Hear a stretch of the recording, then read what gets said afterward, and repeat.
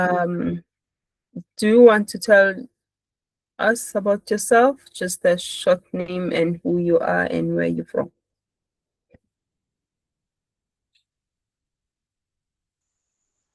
Hi, good evening, everyone. Good evening.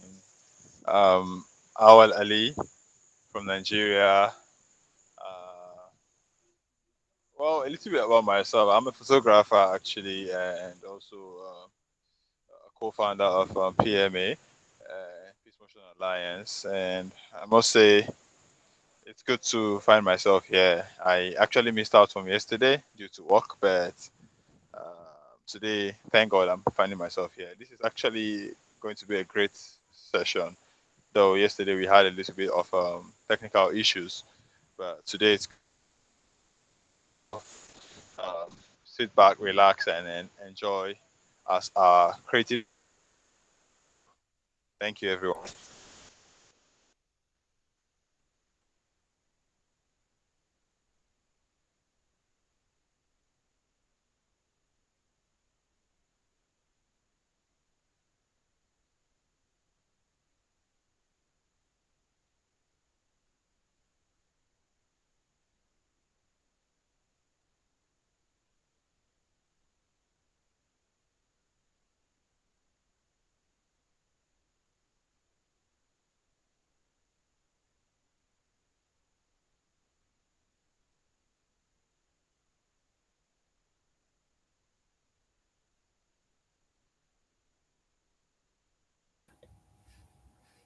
Okay.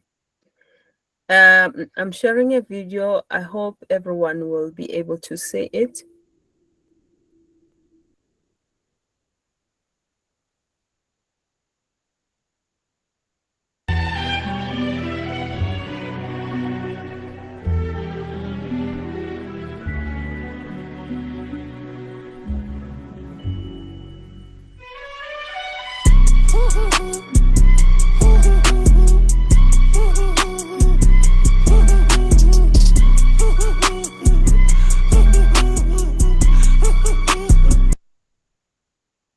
Okay. That was actually a short clip whereby a kid used the mother's dishwasher and open it into some kind of a bicycle washing place.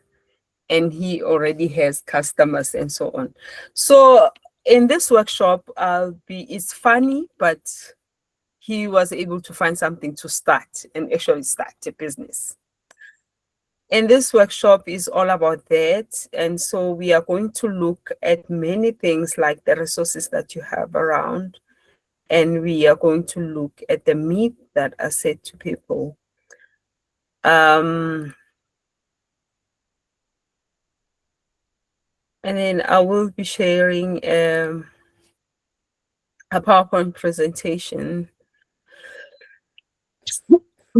Sorry about that.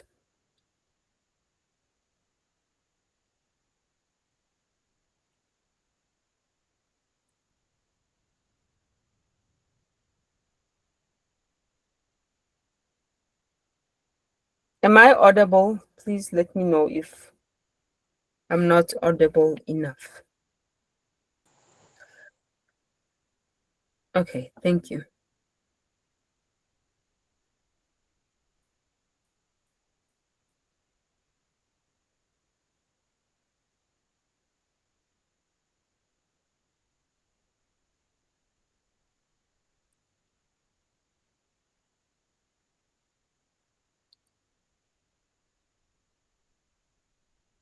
Okay. In this workshop, as I said, we'll be looking at how to start a business using a shoestring budget. When we say a shoestring budget, you are speaking about money that is next to nothing, even a zero amount, even if it means borrowing 20 rands from somebody. So I'm not going to introduce myself again. I think we'll just talk about me whenever you want to ask any questions. So the biggest myth that we have been told and heard over and over again is that we need a capital to start a business, which is not entirely true. From what I can remember in the past years, when I started Intertrade, it was long ago, I think. Trying to remember when, because that was when I was actually calling it entwined words, because I was so much interested in the threads.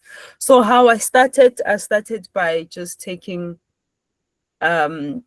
two knitting needles and an old jersey that was lying around in the house, and then I untangled it, and then I did the hat, and somebody was interested and bought it.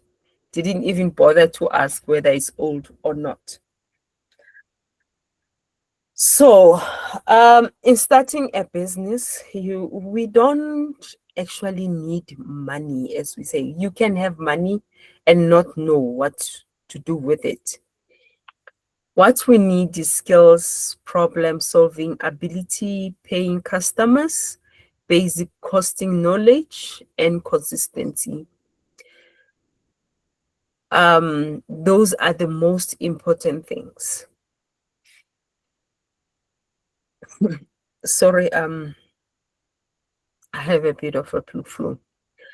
So what do you really have is what is important. That is what you will start a business, and the money will follow, obviously. So in your inventory list, as you have seen, I have prepared for you to actually fill in those columns whereby you think about the skills that you have, and tools and equipment, uh, and also space and location. If you may need a space, how can you get that resource without paying for it? And we also look at people and network. When you speak about people and network in that video, if it was clear on your side, if you saw that that child actually had a dishwashing machine, which existed, is a tool that existed at home, and the network that he had were his friends. So we start with our friends and families, even though sometimes I believe that those are not really your customers, but are the starting point.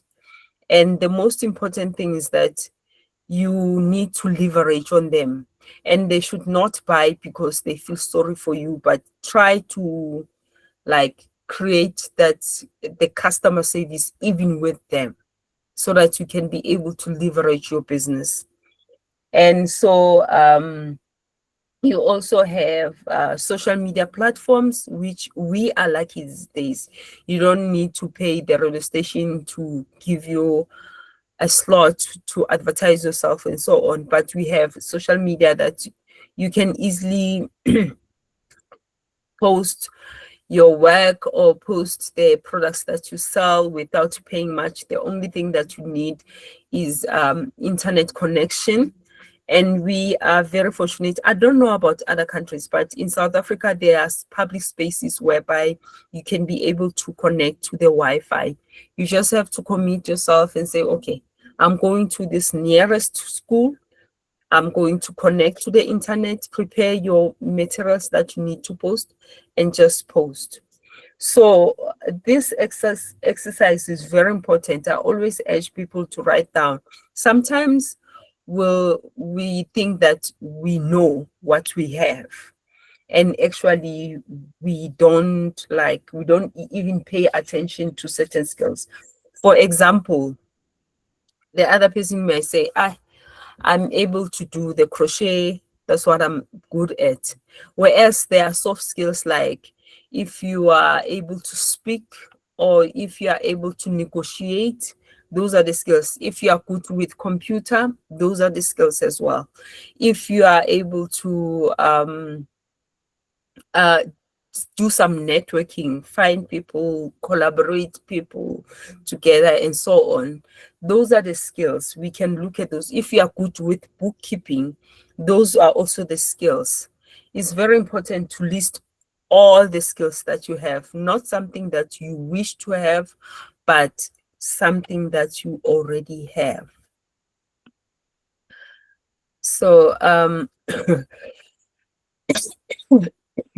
so after listing all the skills that the resources that you have, and then you can check the starter offer. Your starter offer can be something that can even like you can spread it around to give you to make three income skills, three income streams, or even four or two is even enough.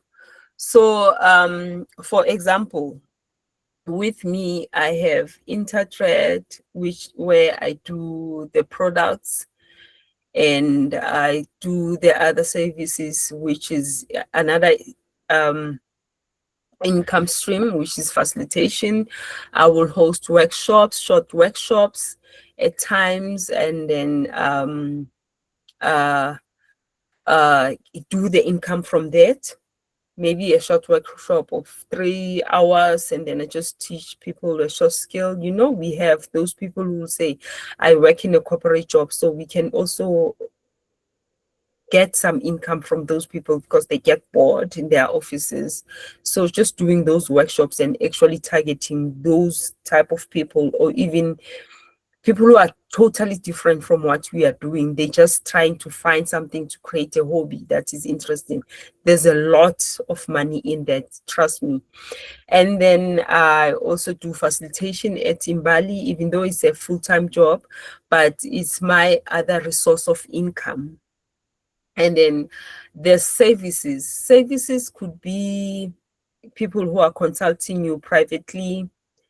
And then that's what I call the services, because I can dump that at any time, but my strength are in production and facilitation. So I do business consultation, I do product rental service, whereby you find people who are in film industry. They will ask me to rent my products to them as props. They'll use them as props for their stages or whatever is set, and then pay an amount of money, and then I get the money. So there's a lot of ways that you can actually make money. Also, sometimes I'll do some wholesaling, whereby it's not so much, but I do some wholesaling whereby I will get a buyer who say, I need this type of products in especially the overseas buyers. And then from there, I will check who's doing what in my surroundings. And then from there, add a small percentage to that money and sell to that particular buyer. And I also do mentoring. I don't do much of a marketing. Is a skill that I'm trying to gain as well. So these are the examples that you can look at. You say, okay, I do crochet, or I sell products that are actually for women, for example, with Jabulile. And then you can say, okay, let me do an event. You already have a business. So you try to create another income stream. You actually have a consultation whereby your customers will come to you for advices and actually pay for them. Or you have a workshop or a retreat whereby you buy the buckets and everything else for Yoni Steam, as I know you for that. So like it's a retreat. You have the gowns, you have them ready, you look for a place that is not too expensive, or even a space that is for free.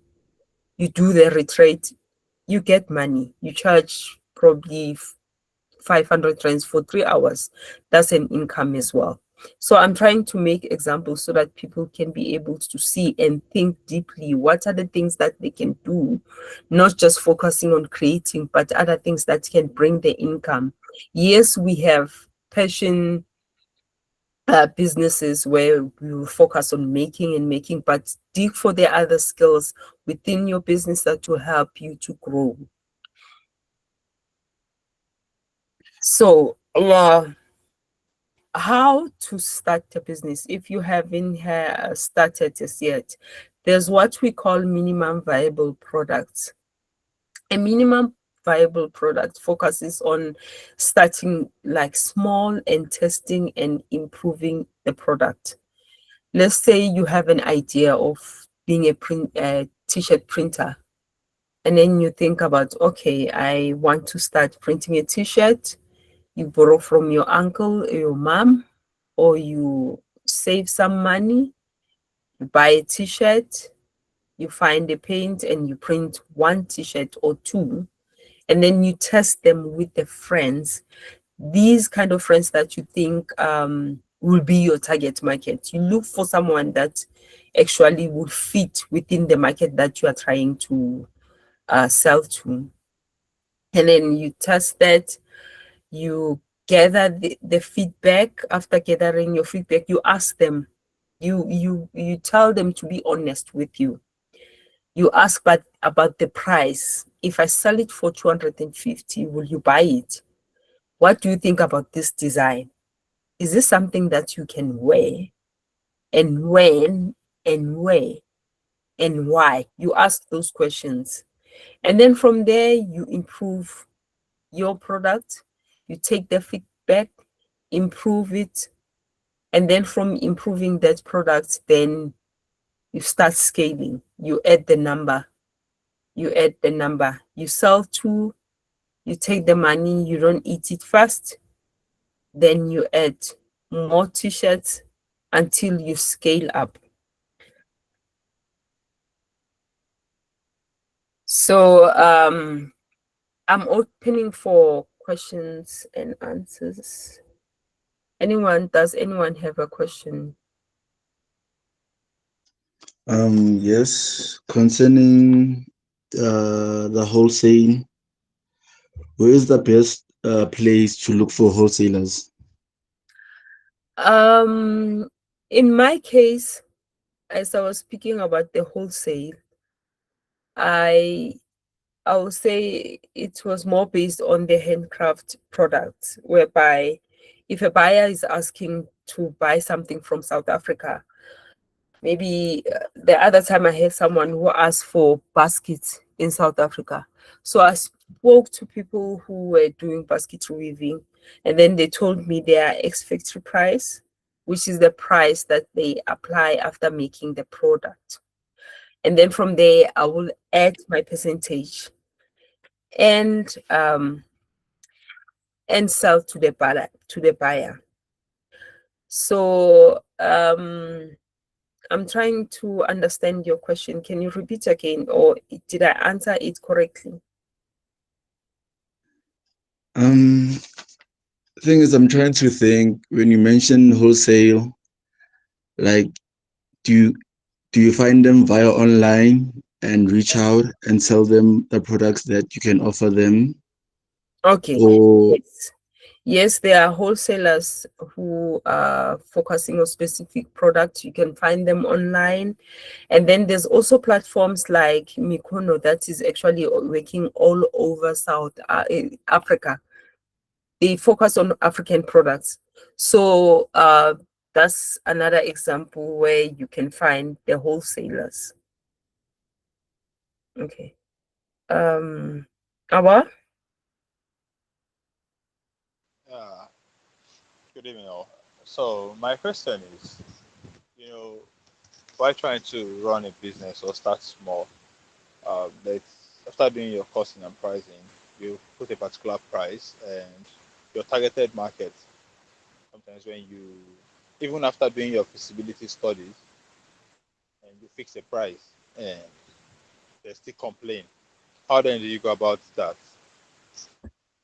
We will get to the to the pricing and costing session, which is the next one, where I will explain how do you respond to the market if your price is too high or if your price is too low.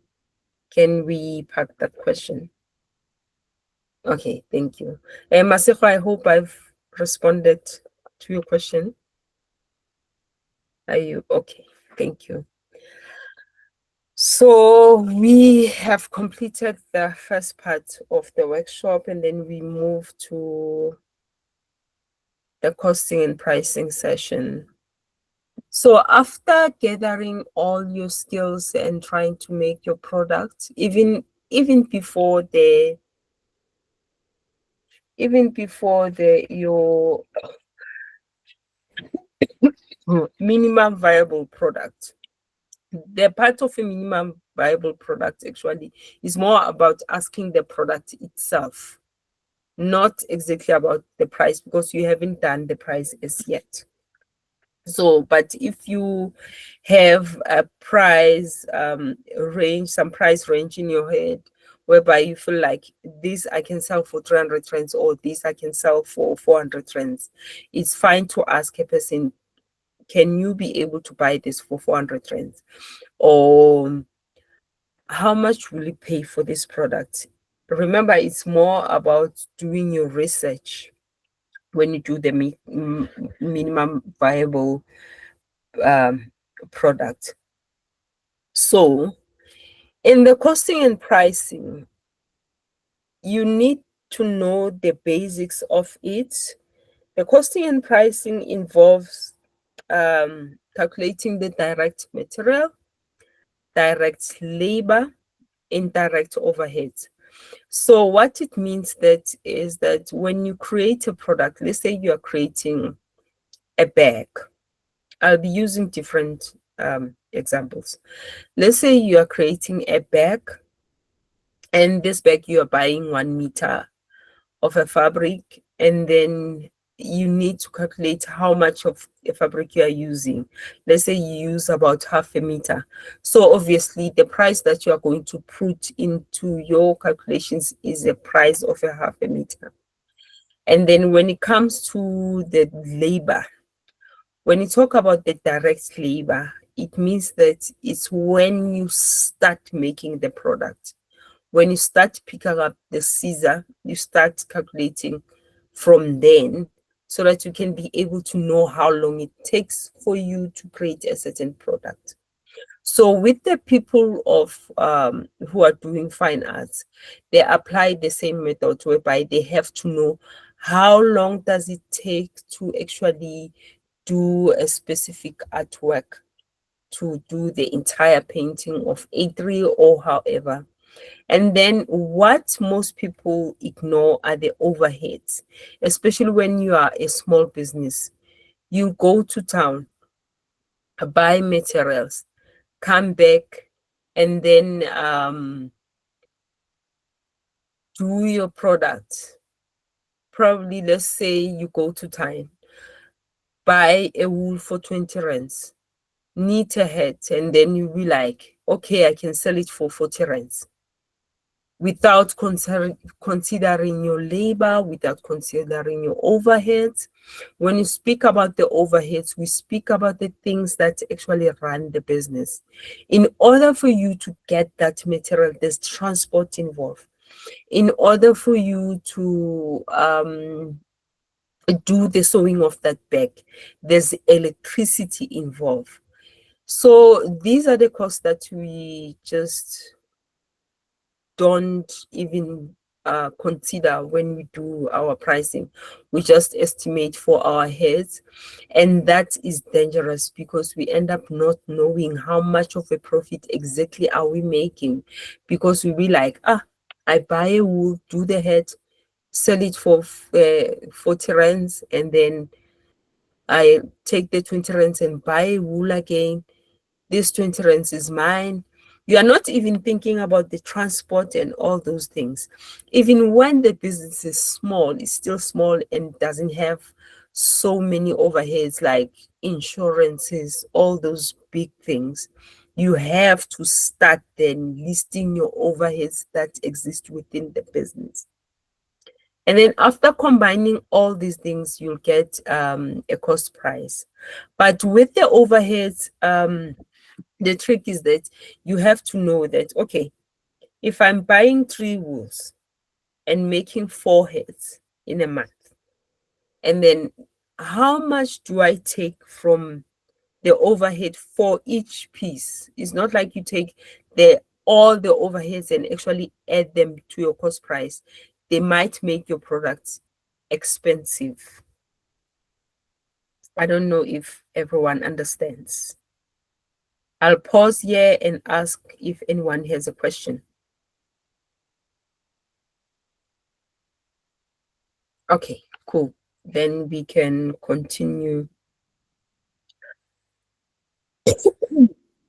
So after getting your cost price, you move to the pricing formula.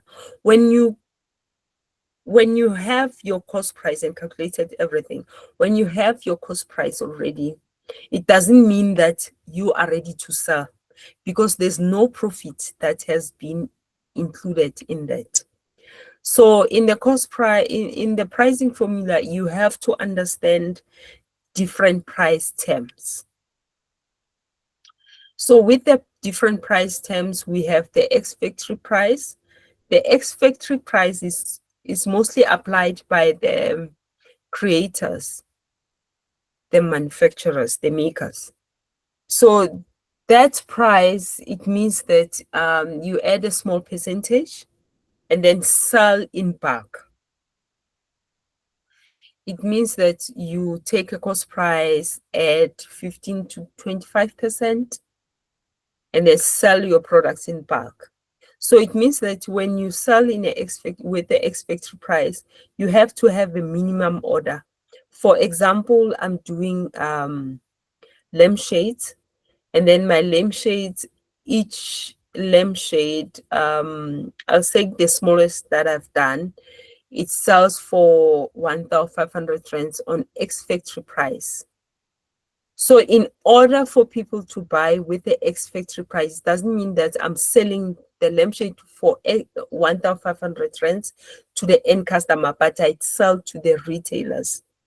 So with me, my minimum order is based on amount, not number of products. The reason being that most of my products are a bit expensive. So the minimum order for me will be starting from 6,000 rands and up. It means that a store owner can come and buy lampshades that will actually add up to 6,000 rands, and then I apply the ex-factory price. Then I sell to the retailer. So the maximum order will be 12,000. It means that whatever stock that you are taking from my products, they don't have to exceed 12,000, so that I don't overdo myself and also crush myself down, because the capacity allows me to do this much in a specific period. So hence I'm saying up to 12,000 in case I have 3 buyers or 5 buyers at that time. That's where I will stop. And then after the ex-factory price, we have what we call wholesale. There are wholesalers. There are people who are specializing with collecting products in Africa, handmade products. So to sell to the retailers. Most of them are all overseas buyers, and sometimes they may be based in Africa, but their market will be mostly abroad. So these people, they will add 25% to 50% of the profit on top of your ex-factory price and sell to the retailer, because they have to cover their cost as well. They have to cover the cost of maybe trade shows, if they have to go to the trade shows, so that they find retailers who can buy for them. They have to cover the cost of maybe insurances. They have to cover the cost of the storage where they store these products, they have to cover the cost of marketing. But they try as much as they can to keep their overheads low. They are not like the retailers where they do a whole lot of marketing. But with them, they try to find the most of the things they spend for. It will be the communications and trade shows where they know they can find retailers to come and buy from them. So that's another business opportunity. If you are in the space of creativity and have a good connection, have good network, you can also like sell with the wholesale, taking from other crafters around you and selling, adding the profit and selling to the buyers. And then we also have wholesale price, retail price. I mean, retail price is when you where they add wholesale price or ex-factory price plus a retail profit percentage, which is between 100% and 200%.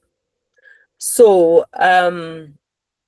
in this huge markup, you may see it as a big markup. It's actually nothing because you as a maker, you have already covered your costs, like your overheads, your labor, your materials are covered.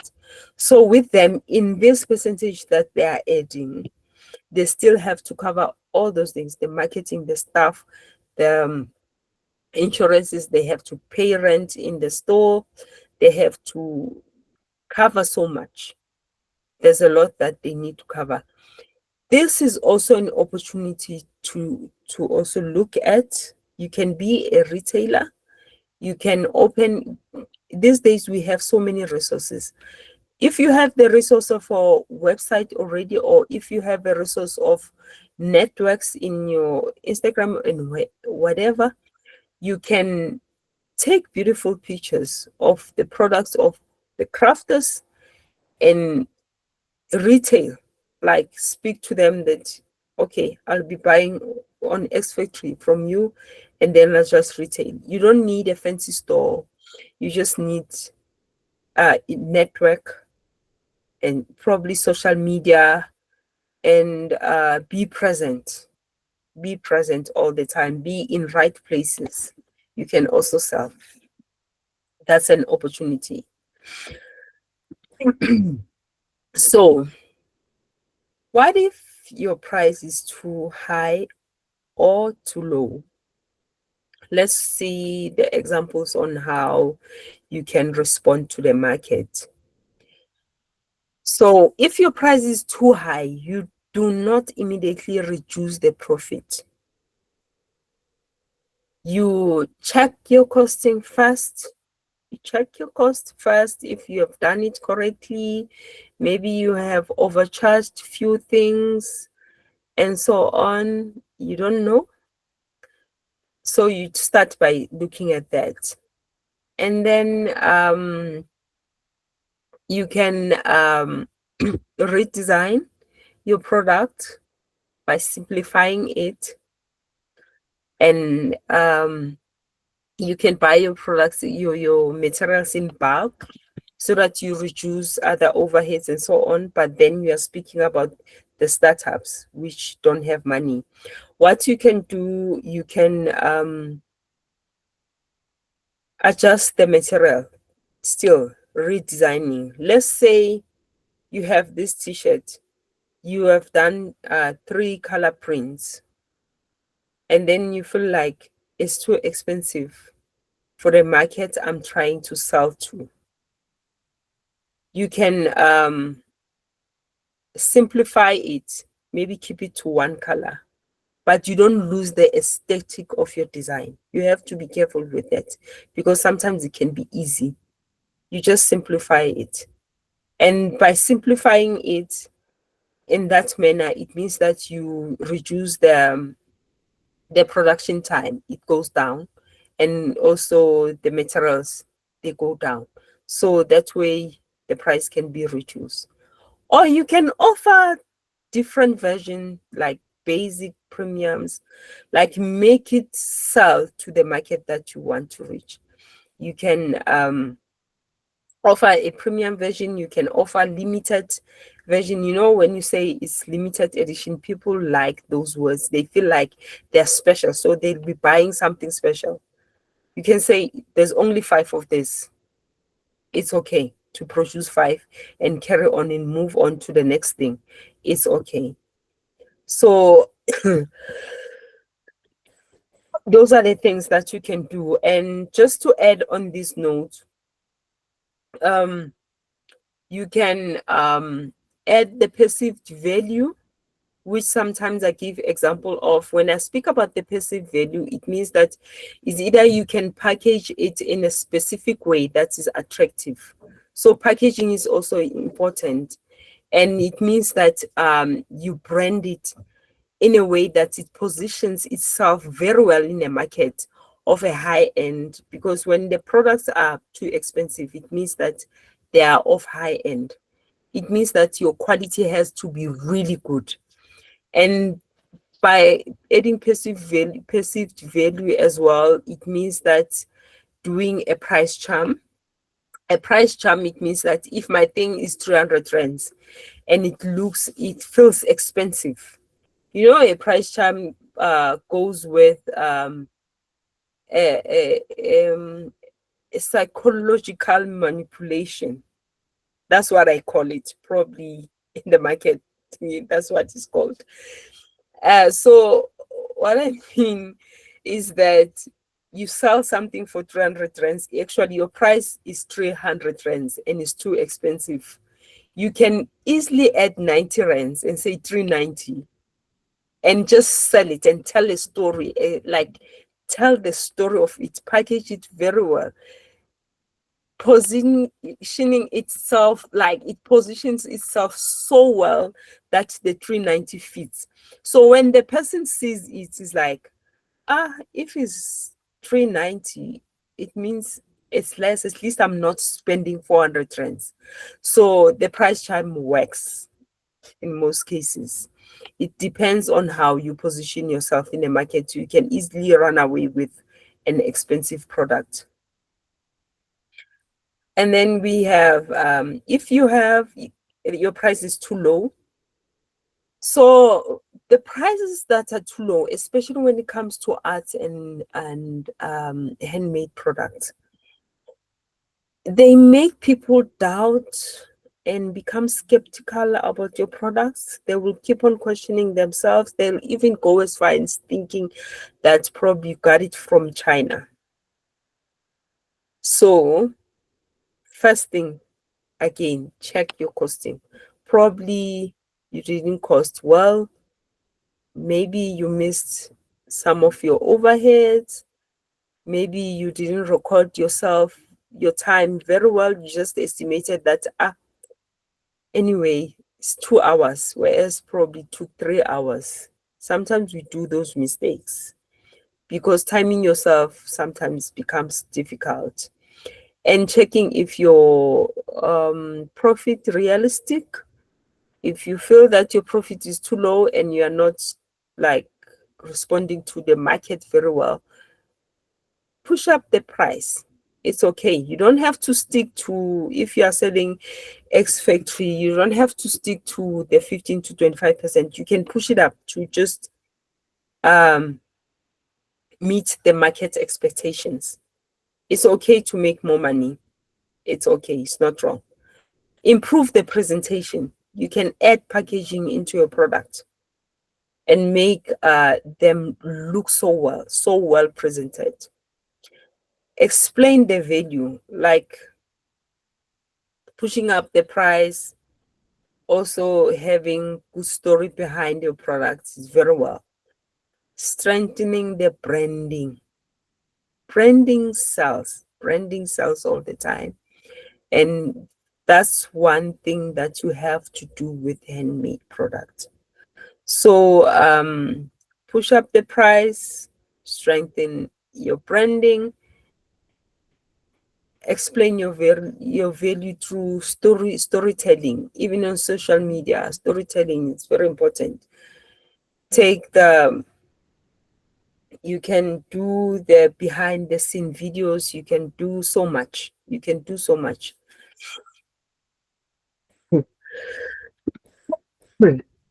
So now we have come to the end of the second session. Do you have any questions? Any questions? I think I did so well with the time. I was worried that we'll stay up for 2 hours.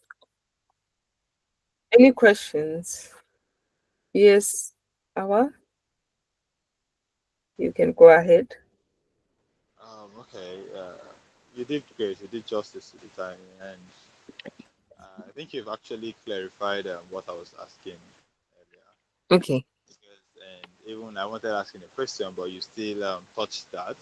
You know, the X factory when you said you should make it of 25%, and why during the pricing and costing and pricing, they get to put like 200% profit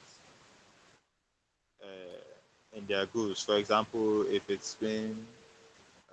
costing is 100,000 naira, at the end of the day, they tend to sell it like 300,000 naira because they actually want it to look good and worthy out there.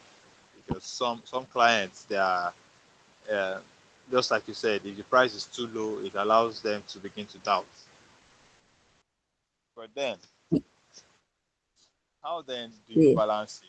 How then do you balance it when you have this? My question now is, how then do you balance it when you have this clients that you know they are of the average status, but they like what you have, but knowing fully well that you've actually increased the money, you've actually hiked the price of your profit by 200%, and most times it's even labeled like you've tagged it on your product. How then do you see that you cut it down so the average people can actually patronize you? Okay. So let me just get your question clear. Your question is that how do you reach all customers, meaning that the ones that cannot really afford that amount of money, and also keeping the ones that are able to afford that money. Am I correct? Okay. So this question will start with, who is your target market? Who is your target market is very important. Remember that not everyone can afford Louis Vuitton or Gucci. So they have specific target market. And the other thing, that when we sell, we don't sell just products, we sell the service that comes with it. We sell the lifestyle, we sell the story behind. So in every market, there'll be that one customer who wouldn't afford. And then there's a pyramid diagram that I like to use. In this pyramid, you can be the same business, whereby you have your higher price, your mid price, and the lower price. So in this pyramid, it doesn't mean that in this higher price, low price, and so on, it doesn't mean that you can have one product going down to all.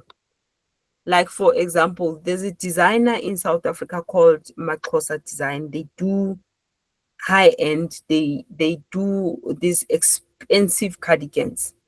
So what they sell, they have these beautiful pattern jerseys at a very high cost. And then they felt that, okay, there are people who want these jerseys, but they cannot afford. So that's when they expanded their range to now in the middle, having simple things like a tie, or it can be a sleeveless jersey. And then in the lower end, they have socks. They still keep the clients who they are targeting, which are the ones that can afford these jerseys. They can buy all three. But the ones who cannot afford, they will say, okay, I don't afford this jersey. I love it, but at least let me buy myself these socks, which are 800 rands. So it goes with the target market. You don't have to compromise your price just because you want to fit in everywhere. Hence, even in the mass production markets, there are different clienteles even in those markets. Like the ones in South Africa, for example, we take Woolworths as the most expensive in the mass production stage, and then we have the Mr. Price and the Ackermans and the Pep. So the ones who cannot afford Woolworths, they will go to other shops. Like, it's like that. There are ones who are buying in all these shops, you know. So you don't have to really compromise your price just because you want to satisfy everyone. Just know your target market, and then that's it. I hope I answered your question. Okay, thank you. Any other questions?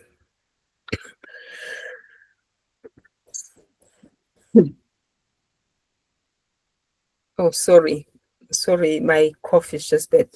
So now I'm going to put people on a spotlight because most of the people who are here, I know them. I would like to hear from them so that they can motivate others, or maybe take us through their businesses and tell us the challenges that they may have or they might have overcome. I'll start with Jabulile.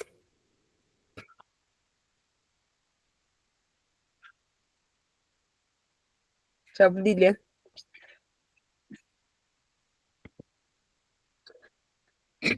Jabulile. Please repeat that again for me. I must share the challenge. You can share. Can you hear me? Yes, you can. Yes, I can. Jabulile. Okay, please repeat your question again. I can hear you.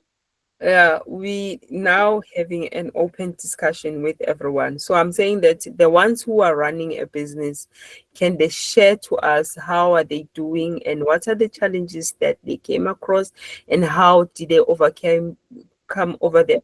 And the other question, the first question actually will be, how did you start your business and what are the challenges that you met on the way and how did you overcome these challenges? Okay, I'll firstly start about how I started my business. So I started my business back in 2020, which was during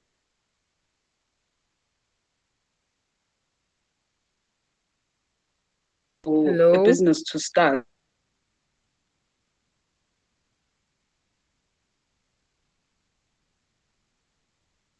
And can you hear me?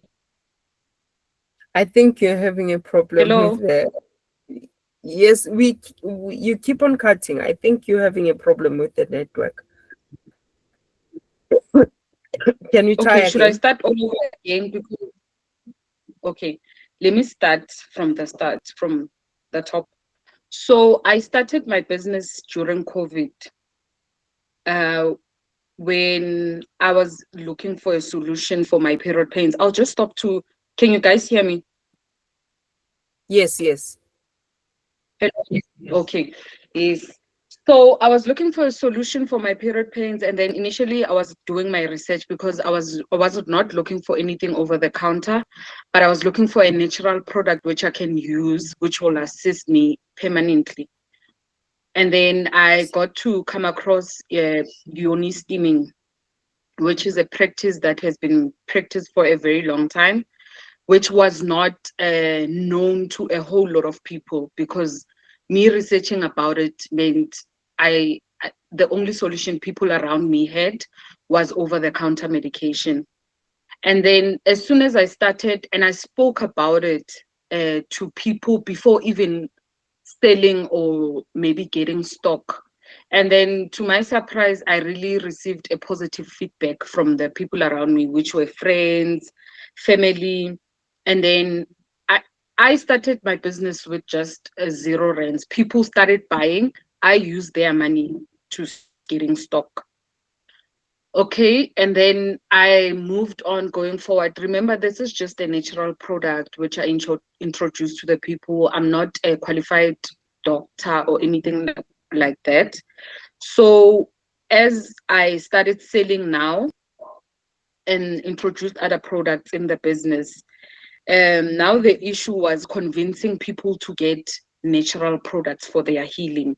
Because the first thing when you tell someone about a product, especially when it's something that includes herbs, plants, they would ask is it available at Clicks, which is like one of our best sellers in South Africa, which have cosmetics and etc.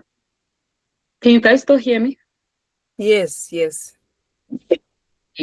Yes. So now it's me trying to convince someone that I'm just an ordinary person who started this business because I saw what the product could do for me. So I wanted women to start healing their reproduction systems naturally, to have better response to sexual intercourse and all of that, because the product doesn't only resolve period pains issues only, but we, on a day-to-day basis, women get to experience UTIs, infections, basically, because we are in public spaces. So that's one of the biggest challenges that I have, having to convince the next person why do they need that. And then in terms of pricing, to be quite honest, during the session when you spoke about pricing, I realized that I'm actually underpricing myself, because for me it has always been about convincing people to get it. Hence, I always have sales, just to get people to get the product, because I need them to give me that review for the other next person to understand what I'm selling. But actually, with the knowledge that I have and realizing that my product is actually the best-selling product, if I'm being honest, getting the feedback that I'm getting is amazing, but I'm selling myself short because now I don't trust myself enough, or I don't think this is approved by doctors, or the negative feedback that people have about it, because I don't think you're always going to get positive feedback, or when people get to experience it. Especially with people, you get the first packet and they expect to see results. People struggle with consistency, if I can put it that way. So when they are not consistent, obviously they will struggle with their desired results. So it's just me having to constantly explain to people that you need to be consistent, you need to be this. So when I'm not selling as a business person, I get stressed, and the one thing that I do is just lower my price. I hope I covered everything that, or maybe your question. Yeah, you've covered a lot. So how do you price? How do you come up with your price? I'm curious. When you say you think your products are priced low, just take us through the methods that you are using to price your product. Honestly, I've never really had a method. I've always judged about how, in the market that we are in, how are other people pricing the product, right? And then from then on, how much knowledge do people have of this product? So that's why I've said that now I've realized that I've been selling myself short, because I'm not calculating my costs. I have transportation. If I can't be physically go to my supplier, then delivery costs, and then my products are labeled. I have printing, labels, packages, and all of that. But at the back of my mind, I'm like, I just want to make this product as affordable as it can be for an ordinary South African to afford it, if I may put it that way. But then I've actually been working at a loss, looking at it correctly, because there's, from when I started till now, I think if I use the correct pricing methods, I would have been far than where I am now. At Okay. some point, when I started selling a packet, a person could get a packet for 130 or 150. The biggest packet that I had was 180. To my surprise, I just went back to 150 because I'm thinking, why is it not selling? Not like understanding that every business has its own target market. Yes, emotionally as a human being, I would want, you know what, this is the best thing, everyone should get it. Any ordinary South African should have. But as a business on the business side of things, I'm actually not doing anything. Yes, the name will be known, the product will be known, but am I getting anything out of it? Then now this is when I realize now that actually I'm not making the money that I'm supposed to be making. Even if I can get 10 clients, if it was priced correctly, then I would see my profit. But because I'm doing it for more like at the back of my mind, this business is, I'm still introducing it. Where else now I have a clientele, which I can say every 2 to 3 months, there's no way that they cannot buy. Yeah, so this is the space that I'm in now. That's the sad reality of our businesses. We just we put the emotions into it a lot. Hence, I say to the people, leave the emotions aside, just price your products correctly. Yes, we want people to afford our products, but also we kill ourselves because that's when we are led to depression. Because we have goals as well. We want to open shops that are physical and other things. You know, you want to be able to now have a car that is branded with your Indoni and such things. We have those goals, but then we are unable to reach those goals because the costing and pricing is wrong, and we are unable to manage our finances well. So thank you, Jabulile. Thank you so much for sharing a bit about your business. I would love to move to the next one. I'm going to call up people one by one, or they can volunteer to share a bit about their businesses. Let me see. Pumzile, do you want to share a bit about your business? How did you start? What are the challenges, and how did you overcome those challenges? If you have, do you have any difficulties that you want to share?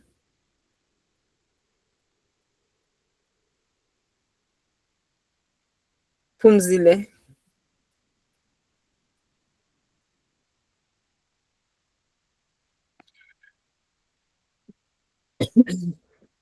Can we move to Tepiso? Yes, over the years, I've started the business in 2021 after leaving my 9 to 5 job. And initially, I was manufacturing earrings. I had no skill by then. Then Hello. Pumzile. Oh, okay. Let me give Pumzile a chance then. Okay. All right. Pumzile, we can hear you. We heard you speaking. Do you want to continue?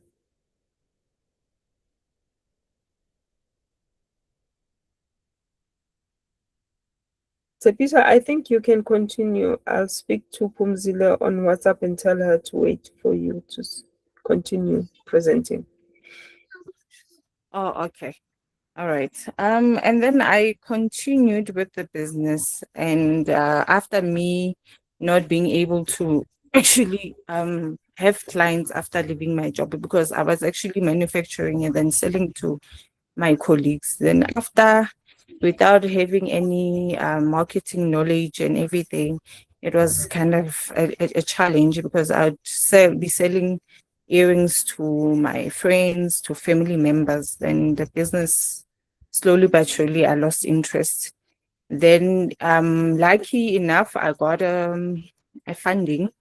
Then I had to change from earring making. Then I thought of a business of upholstery, and then that also posed a challenge on its own, because I had to source a skilled upholsterer. But unfortunately, I couldn't get, because I got a set of people that I co-worked with, but it never led where I wanted it to. It never even lasted, because they were skilled, but we lacked resources, and so we were not able to produce, as I wasn't even confident enough to go source for clients, because I wasn't confident if we were going to be able to deliver on time and things like that. So the relationship just, yeah, it collapsed. Then I met another person, gave another person a chance, and then it also didn't end well, because I gave them like a lengthy like um I gave them a chance. I gave them chance after chance, because they presented me themselves as a person who knew how to do the work. But whenever I give them a task, or okay, let's do this, I have a plan, let's do this, teach me, but they couldn't deliver.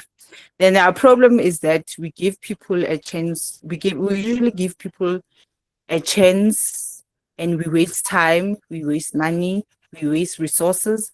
Tools are also wasted. We waste time, actually.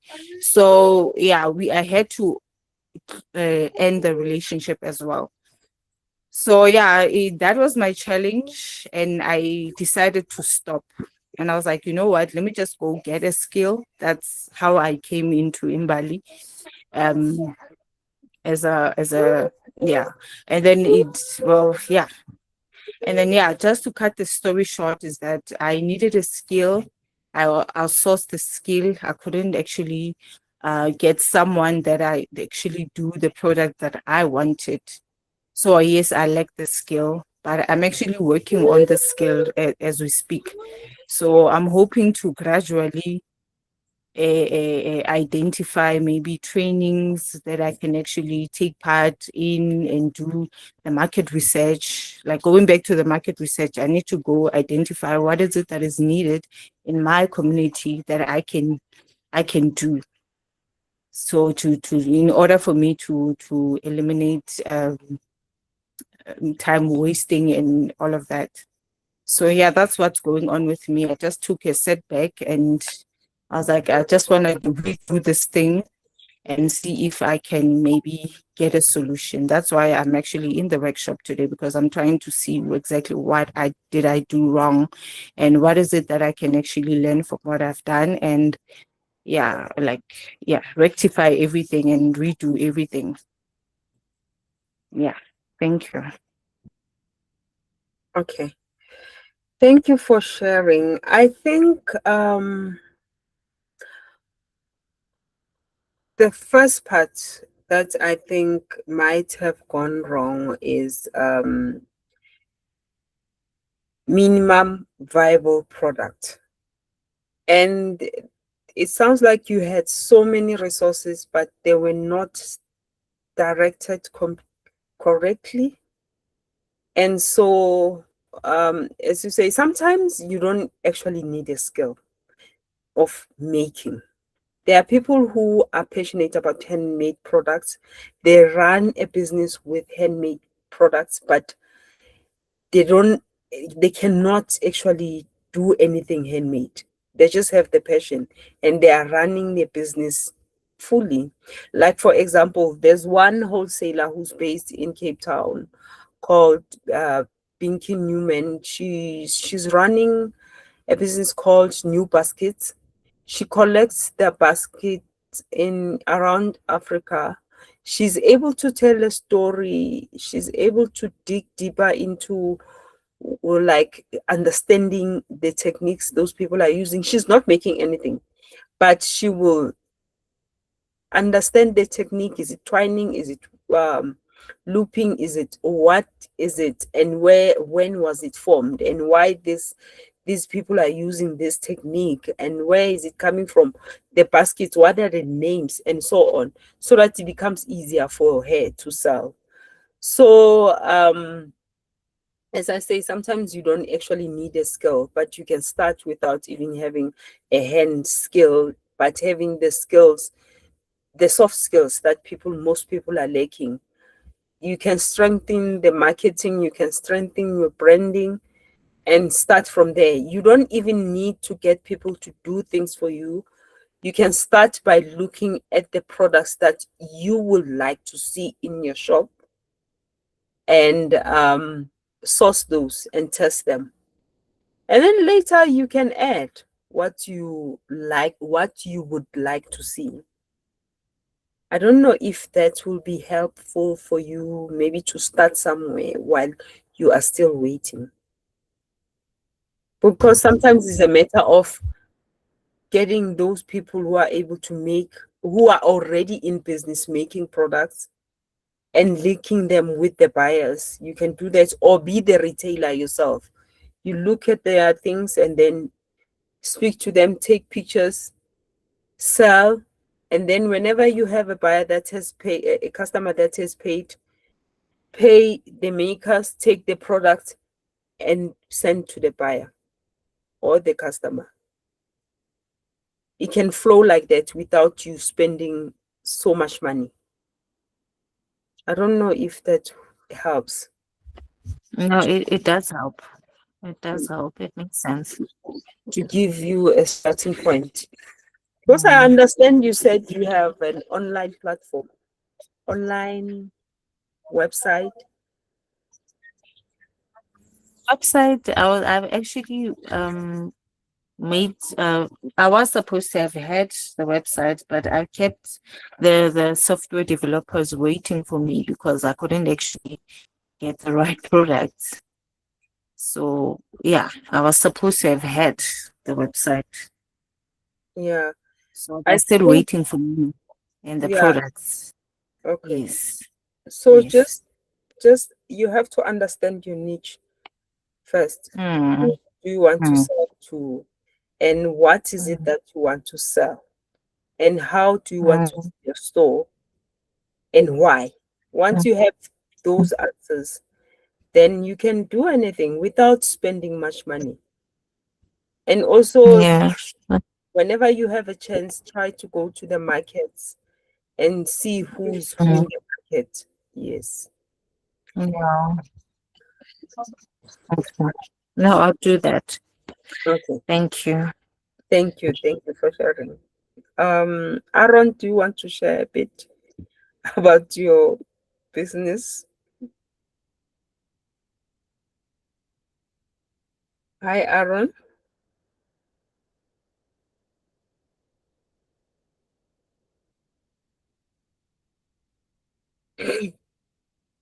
Hi, Aaron.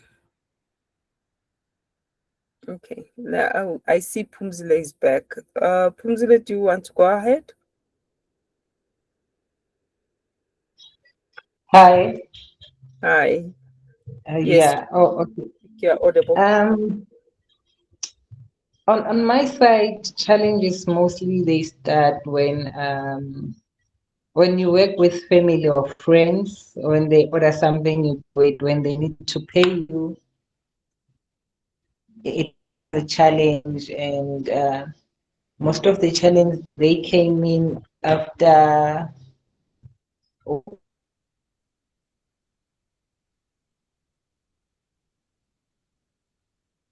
the country a shutdown because I did my business mostly in clinic. So it was closed down and it opened.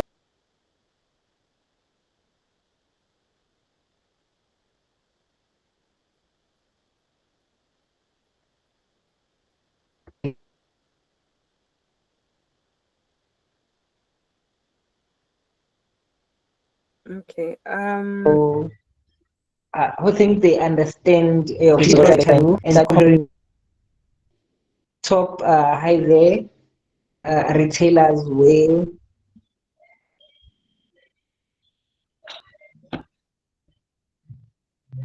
Hello, network is gone.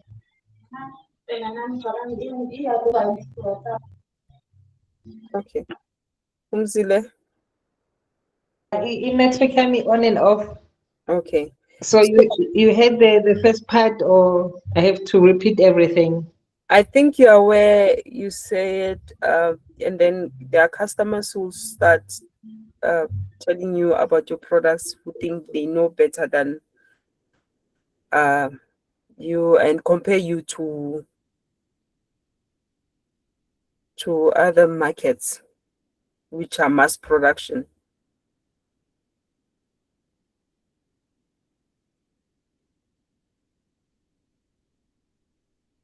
Okay, I think Phumzile has a network problem.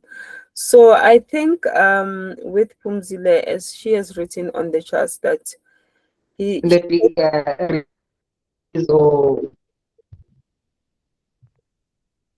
so those are the, and also another challenge is at the current moment.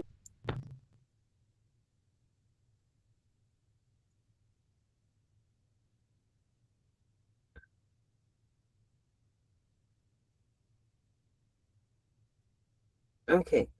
In the chat she says, my challenges are people who order but do not want to pay, especially family and friends. After the after the lockdown, going back to the market, it became a challenge. Getting the right market to sell, and it's also a high challenge. I think half of the markets are not well marketed. Also, other crafters, their pricing kills the market. So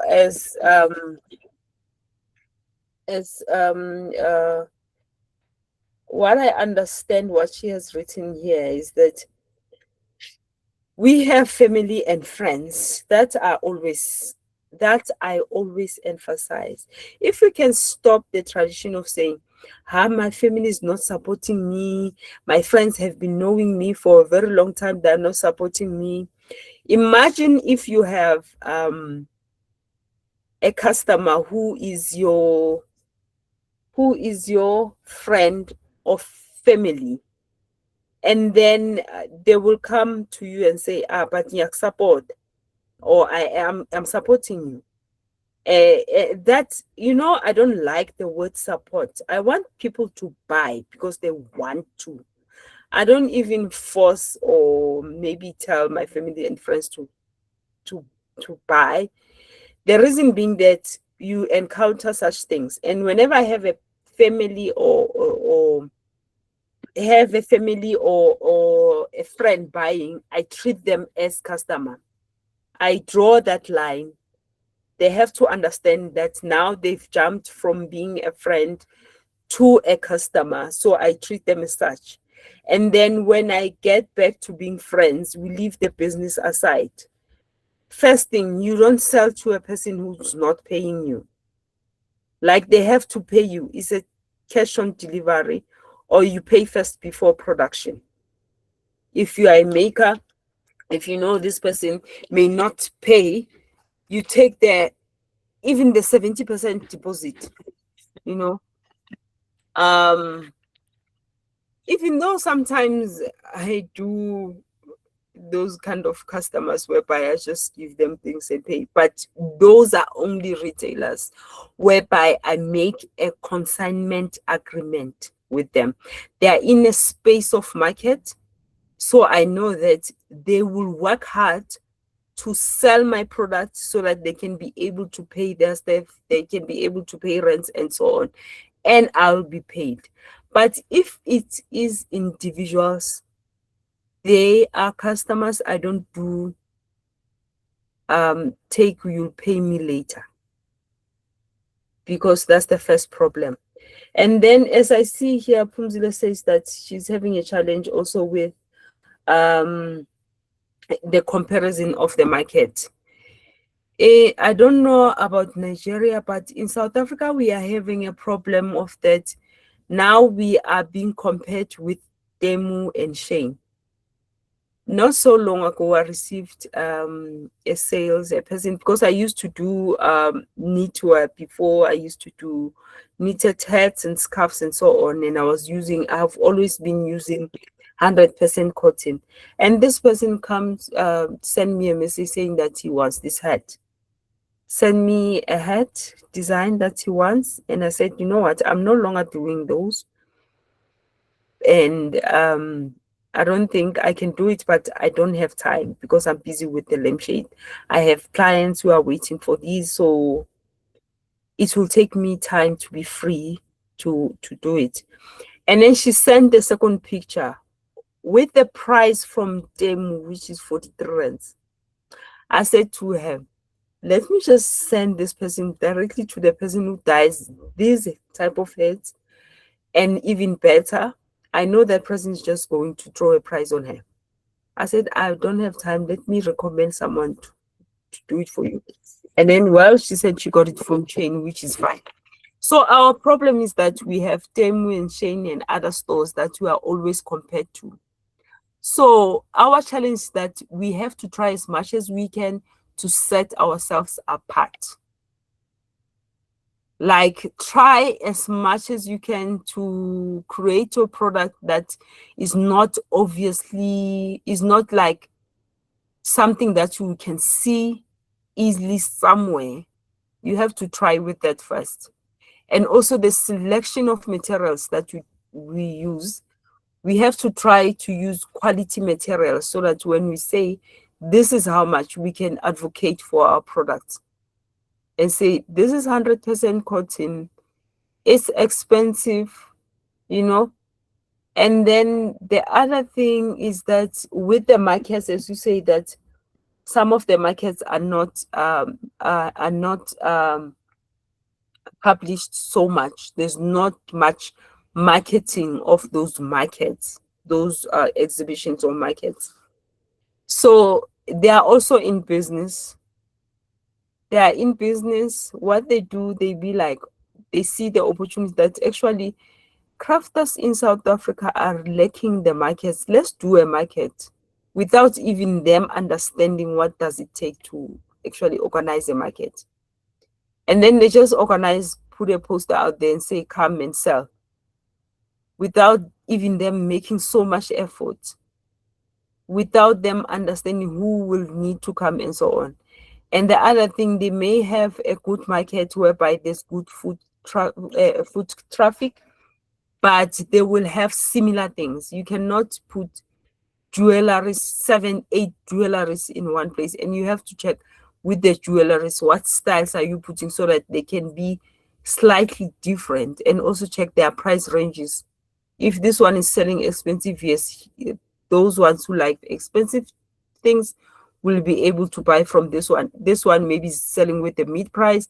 This one is on the lower price. You know, you have to, if you are organizing a market, you have to be very specific with what you put in the market.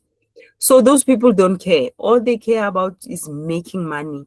Once they get those 200 rands or 300 rands from the people who will be wanting to sell in those markets, that's it for them.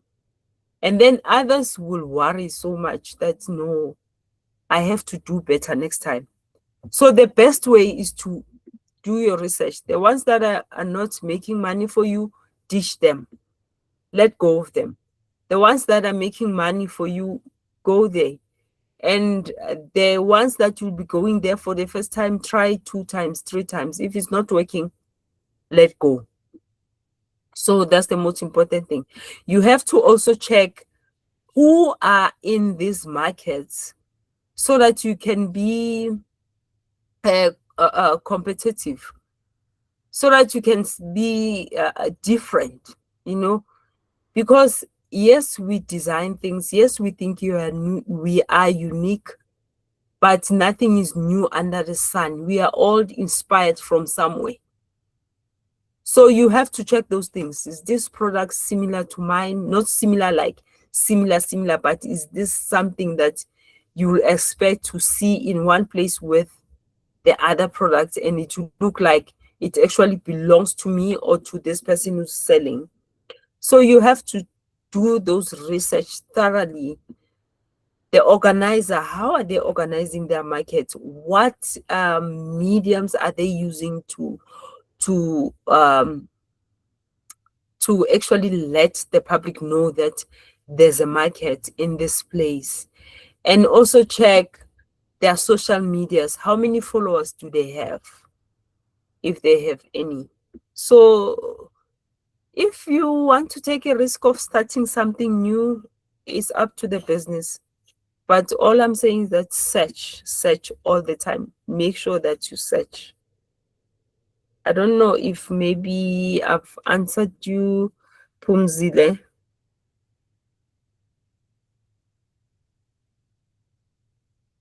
Oh, the other one is that, and the pricing, okay, that I've covered, whereby we are compared to Temu and Shane in South Africa. I don't know about Nigeria. Maybe we have it better, because in South Africa, the designers are compared to Shane and Temu because of our wonderful government who have signed that Temu and Shane have depots. Yeah, in South Africa. So yeah, that's the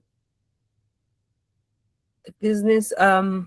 Let me see who else can share.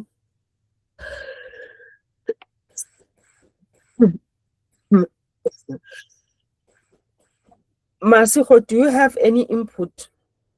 And also, Tesni, do you have any input? I know you are saying you are on the startup, but do you have any? Yes, I have a question, sorry. Okay.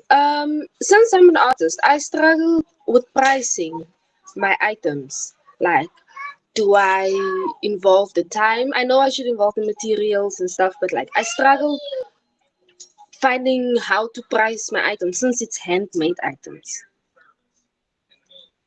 Okay. That will be all. Thank you. Thank you. Thank you.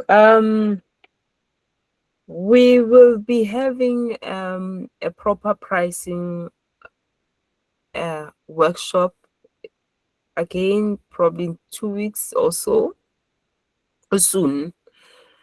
It will be at a low cost. I will share with you. So with the pricing, it's it needs like you to actually be so involved in it.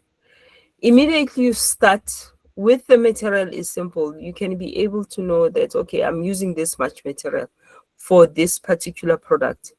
And then with labor, take time for yourself and say, okay, today I just want to focus on how long do I take to produce this product. Put a timer on and then do your work. And then once you stop, you stop your timer. And then you know how long did it take. But you must also bear in mind that if you go to the toilet, break, you stop the watch and then restart when you come back and work. If you're taking time to eat, you stop the watch, because now we are talking about the direct labor. So there are things as such that may actually disturb that. That may even the lunches and the tea breaks and so on may affect the price to be even much higher, or may affect you like your profit. So so those are the things you have to cover. And then with the overheads, you think about, okay, I'm buying may I ask what products are you making? Tesni? I'm making accessories, earrings, and plants, crochet plants, pot plants. Yes, that's what I'm making. Okay, so it sounds like you're doing a variety of products. So now with your overheads, what you can do is actually, let's say you are making the crochet plants. So you think about, okay, I usually buy maybe 12 wools a month, and this is how long it takes for me to make one product. Let's say it takes about 2 hours a day. If I'm working 8 hours or you working 6 hours, I don't know, you will be able to do 3 a day or 4. And then if you are not working on weekends, you'll say, okay, I work 20 days a month.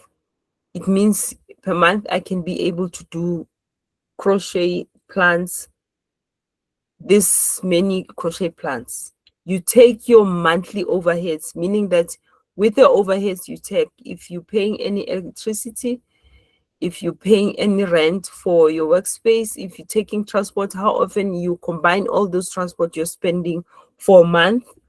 If you are attending markets, you include that into your overheads. And then from there, you take the total amount of your overheads, divide them by number of products that you do per month. And then you'll be able to get the overhead per piece. Then you add it to your costing. Then from there, you will know your cost price. That's when you start adding the profits. You start with the X factory. After the X factory, you add the retail. With the makers, you have to have the X factory and the retail. And if your prices you feel they are too low, it's okay to increase the price so that you can respond to the market and what customers are expecting to pay. Remember, with the pricing, is all about how much did it take to produce a product, adding a profit, and also against what the customer will pay and what the market wants. So it's not only one-sided. So yeah, with after adding your profit, you do price market research. You check others, how much are they selling and what price can you offer, and also bearing in mind that you don't have to compromise to a point whereby you are too close to your cost price. I don't know if that question is helping you. Thank you. Yes, you answered my question. Thank you so much. Okay, so we'll have a session of costing and pricing whereby we are strictly focusing on it, and I'll be giving exercises and examples and formulas and everything that you can use to price your product, and that will be a paid one.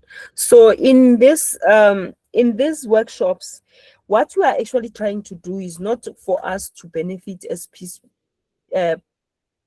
Motion Alliance only, but we are fundraising for mothers and kids around Africa. So it's more like two campaigns, trying to help the businesses and also helping the cause of mother and child. As we know that whenever there's lack of education, shelter, there's war affliction, there's health compromised, maybe the people who mostly get afflicted are the mothers and children. So hence our campaign is going both ways. So in the next session, as I said, that we'll be doing the costing and pricing. We'll be charging a low fee, not too expensive, because you're all in I'm taking all the people who will be attending here are the startups. So you still need more help, even though sometimes you may find that you are in a business for 5 years or so, but help is needed because we want to grow, we want to make money. Yes, we did our businesses out of passion, but we want to grow as businesses. Masego, do you have any input or question? With me, I think my biggest challenge or problem rather is finding my niche, because I do have a set of different skills, and I end up trying to do everything at once. It becomes complicated. So how does one find a niche and what's the importance of that? Or can one do everything? I don't know. Yeah, I struggle with that. Okay.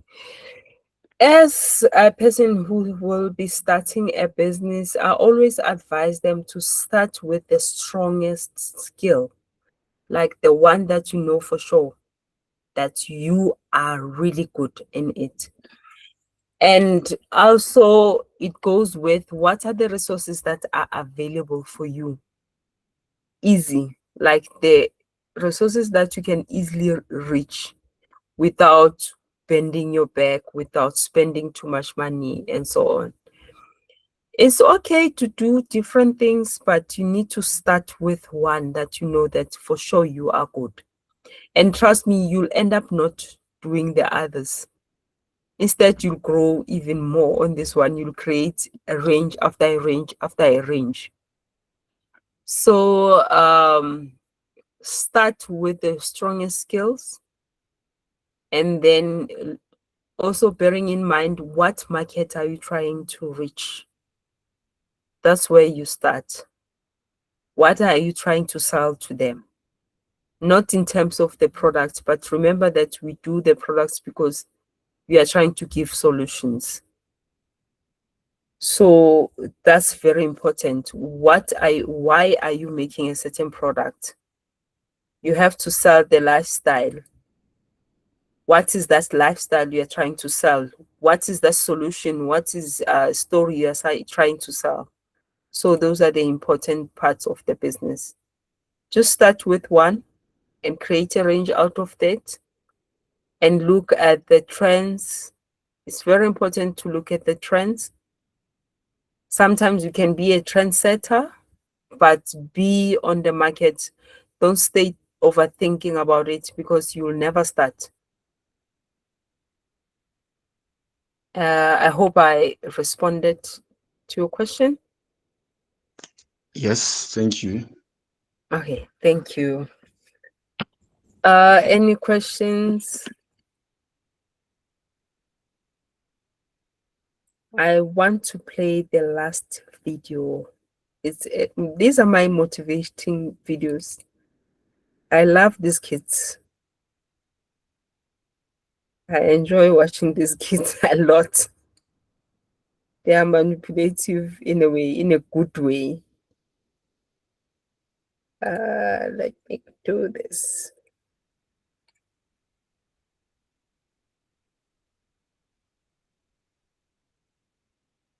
You can see the screen, right? Ooh.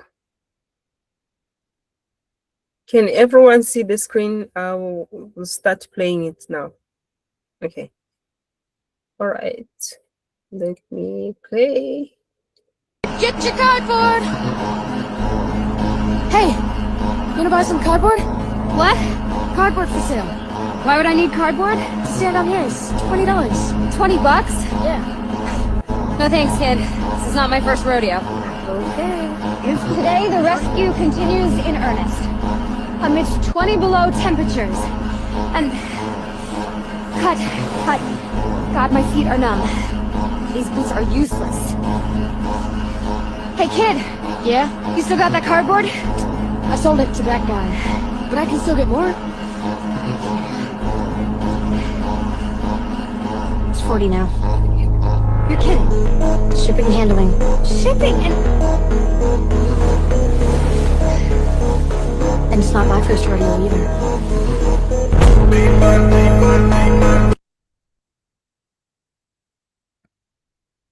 Yep, that's how the business goes.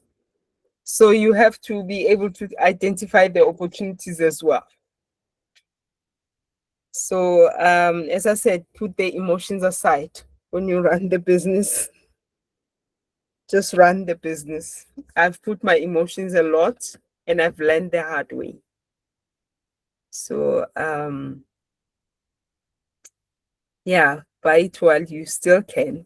Otherwise, supply and demand, shipping and handling. As I said, costing and pricing. It's very important. You have to understand all the costs involved. Yep. I'm sorry, right? But can you share like your experience regarding like mental health and business health? Like, is there an alignment? Because I've seen that sometimes when you're not mentally okay, it reflects in the business as well.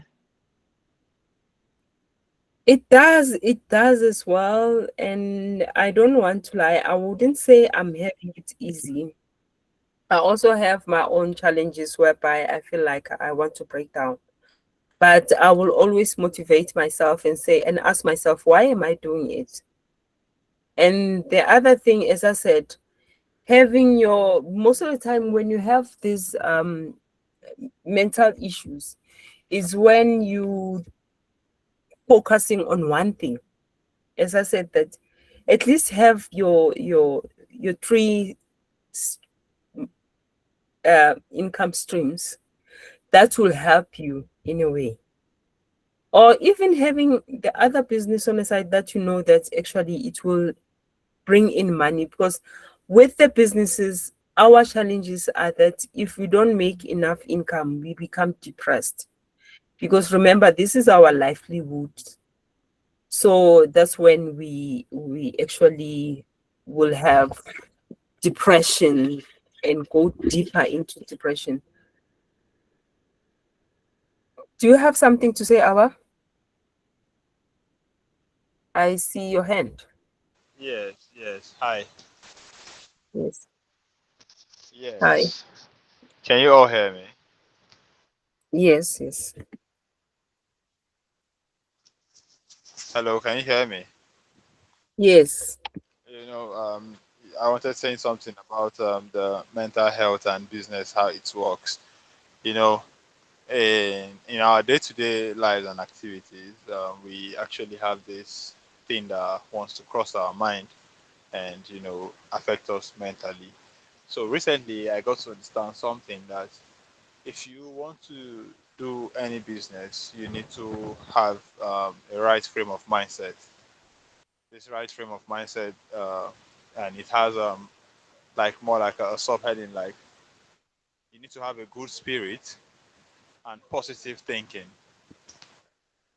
No matter what you do in your business, there is something we also say, because it's more like a paradigm shift, and this paradigm shift has a four class, and there's a part where it says abandon your old thoughts and empty your cup.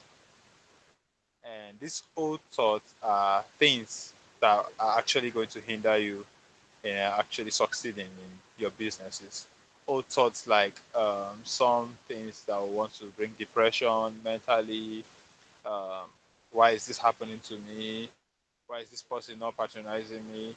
Why is my business slow today? Things like that. And just take the why out of it and just be positive, stay positive, and believe that your business is good. It's just only going to take time for it to grow, or people to see it out there. But at all time, you should be committed and stay consistent in doing whatever you're doing. That's all I have to say. Thank you. Thank you. Thank you so much. Tesni, did you get what Awal has said? Okay.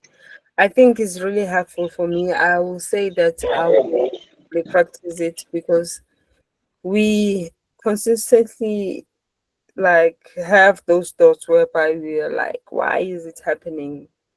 What am I doing wrong? And how can I fix it? And we become so anxious, wanting to fix instead of like being, instead of punishing it, we punish ourselves so much. So we have to stop punishing ourselves a lot.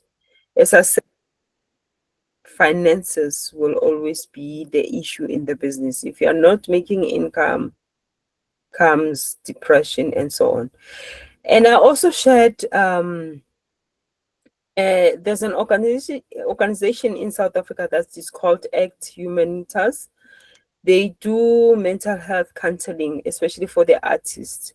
So if you'd like to book a session with them, you can click on their link is shared on the group, and then you can get the help you need.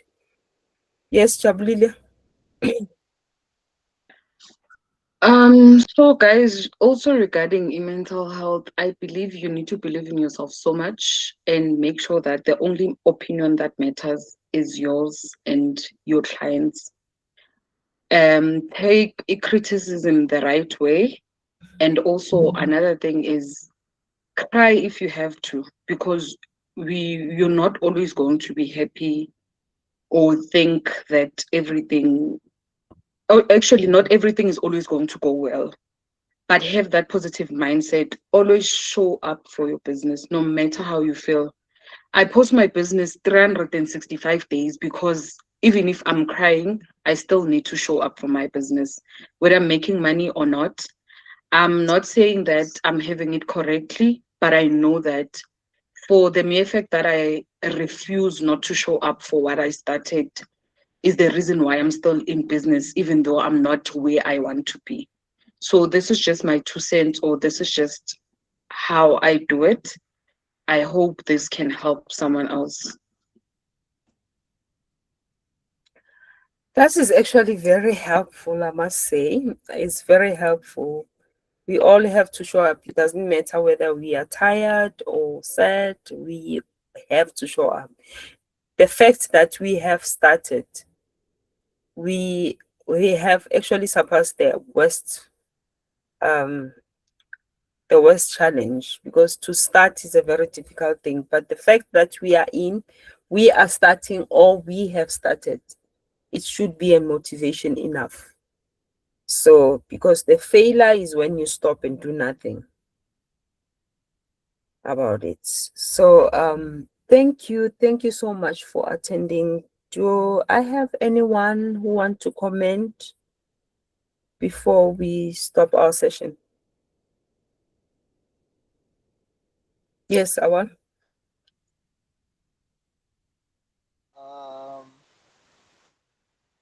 Good evening once again. It's actually been a great session we just had. Thank you very much, Portia. You did great and justice to this, and I believe we've all learned. I myself have learned a lot. I've learned a lot because in my line of job right now, I am being posted to a particular department that has to do with sales and marketing. So uh, I think I've gotten some insight on how to actually work. So it's been a great one, I must say, and I can't wait for tomorrow because I don't want to miss out on it. Thank you once again. Thank you. So tomorrow we'll be having the last session. Today we did so well, covered what we were supposed to cover yesterday and today. Tomorrow we are having the last session whereby we are going to look at marketing with no budget. So yeah, I'm looking forward to that, and it's going to be more of an open discussion whereby everyone can just chip in. You can be able to stop me and chip in, because this is a part that I'm actually learning so much in the business. I had my own fears of posting, but I'm getting over them. You know, this thing of saying, I'm not sure, but I'm getting over them because I have mentors who are behind me and actually pushing me to the greater part. So thank you for this wonderful evening. Thank you for joining us. We'll see you next time, which is tomorrow. Same time. I'll send the link tomorrow morning, and then yeah, we'll see each other again tomorrow. Thank you everyone. Good night.